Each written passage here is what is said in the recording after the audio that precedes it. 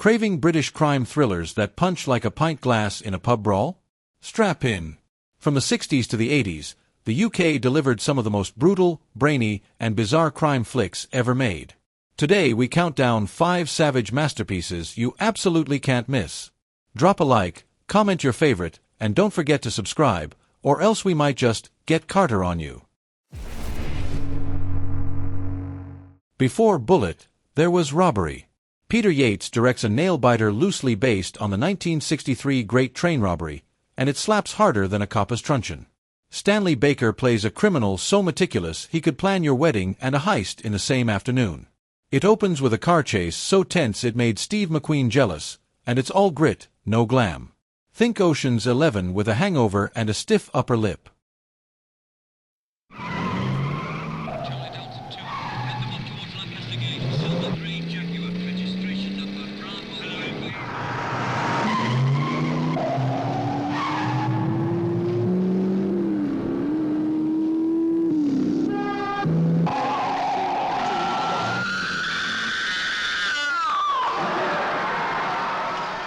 Somebody's recruiting and only top specialists. I'm interested. I'll take a cut. Count me in. I'm making inquiries into a robbery. Got a warrant, Inspector. What? I'm sorry, love. You'll have to get yourself home again. So what makes you so different from any other man I might want to go to bed with? Wait for the signal!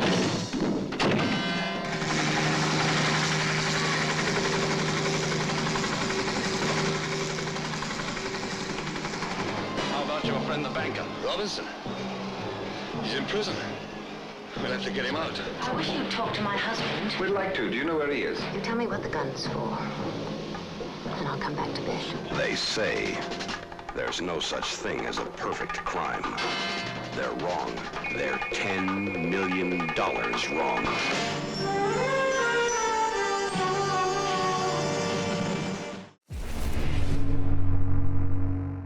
Imagine if Kafka dropped acid in Notting Hill and wrote a gangster movie starring Mick Jagger. That's performance. James Fox plays a London hood who hides out in the psychedelic mansion of a washed-up rock star, only to spiral into an identity crisis that's a Shakespeare nightmare.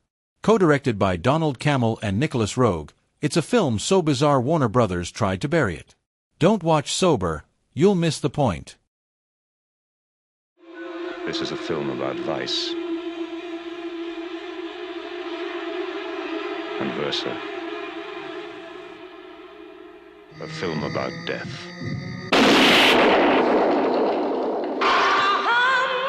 And life. This is a film about fantasy and reality and sensuality. Right! Again! Me! There's nothing wrong with me. I'm normal.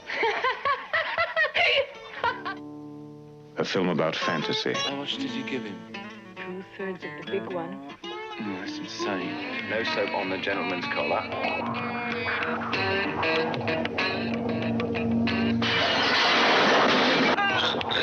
Morning, mate. Performance.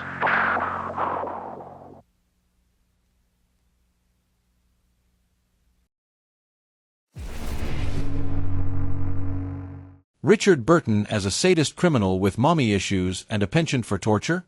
Yes, please. Villain casts Burton as Vic Dakin, a deeply repressed gangster modeled after real-life sociopath Ronnie Cray. He's equal parts brute and bureaucrat, running rackets, bullying politicians, and tenderly caring for his mum. This film is nasty, nihilistic, and darkly funny, like The Godfather if it was shot in a meat locker behind a betting shop. He lives in a quiet suburban street in London. A good son to his mother. Morning, Mum. Nice soft voice. Hello, Benny. This man wields power through violence.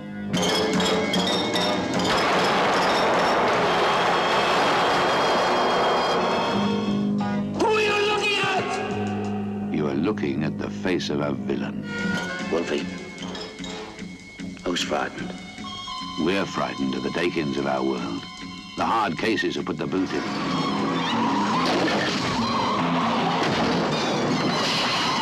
Ram the fuck! Richard Burton as Vic Dakin. A riveting portrait of villain. Ian McShane as Wolf. He'll do anything to anybody for a percentage. Nigel Davenport as Matthews of the Regional Crime Squad. You've been nobbled, Draycott, and if I break that alibi, you and your position and your privileges and your committees are up shit creek. Pathetic. That's what you are. Pathetic. Crushing the big boys.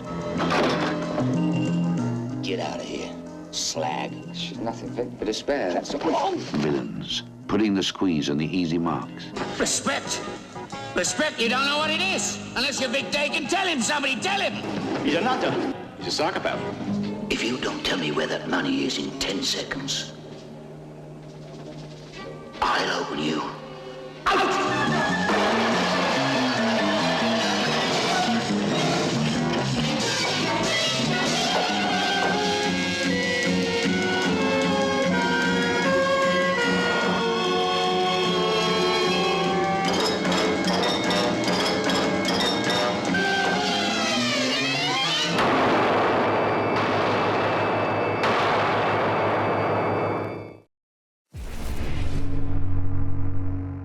Michael Caine has never been colder. As Jack Carter, he trades the tux for a trench coat and goes hunting through Newcastle's sleazy underworld for his brother's killer. Director Mike Hodges laces every frame with a rusted maze of concrete and menace, while Caine delivers a performance so restrained it simmers. There's no redemption, no arc, just revenge, violence, and a moral abyss as deep as a North Sea oil rig. One day, a professional killer went home to visit his family and found his brother murdered. Now, who killed him? Michael Caine is Carter. Get Carter before Carter gets you. Carter was a killer by profession. Now he is a killer by instinct. Carter, spreading terror with an uncontrolled trigger.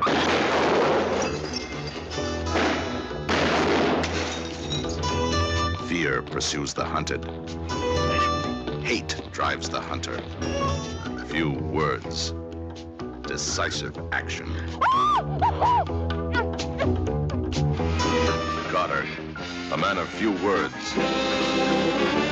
A man of decisive action.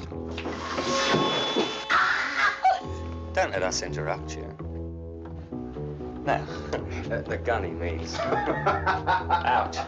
Carter, the heated killer, the cool lover. When a professional killer hates, he turns animal. And there becomes but one law in the underworld jungle. Get Carter. You want to be dead, Albert? For Christ's sake. You knew what I'd do, didn't you, Albert? No. Michael Caine is Carter, a man with unbridled hate. The only reason I came back to this crap house was to find out who did it. And I'm not leaving till I do. No! No!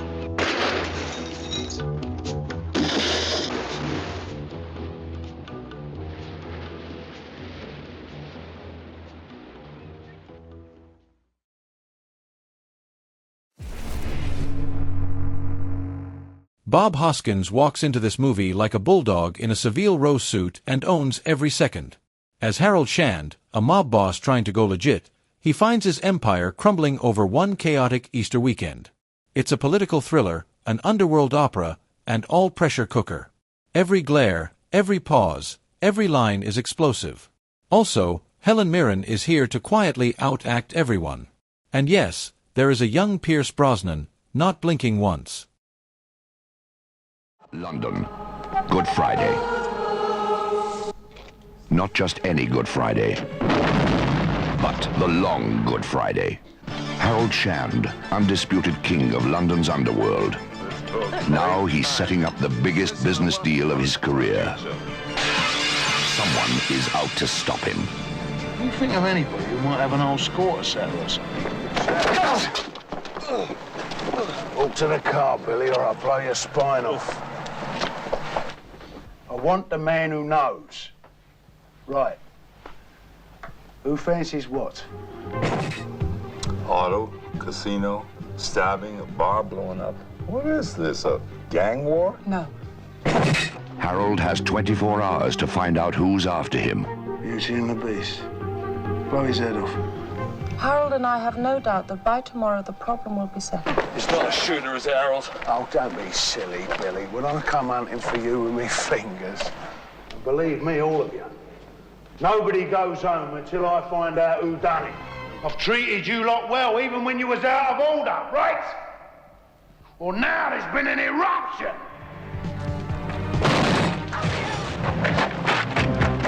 Violence erupts on London streets. Harold's empire begins to crumble. What should have been the greatest day of Harold's life suddenly becomes the longest. Eric's been blown to smithereens, Colin's been carved up, and I've got a bomb in me casino, and you say nothing unusual? The long Good Friday, a terrifying nightmare from which there is no escape. The long Good Friday. Which of these twisted gems did you love most or fear the longest? Drop your suggestions for future crime deep dives in the comments, and if you're still hungry for cinematic grit, check out our curated movie playlists. Like, subscribe, and remember, trust no one, especially if they offer you tea before trying to kill you.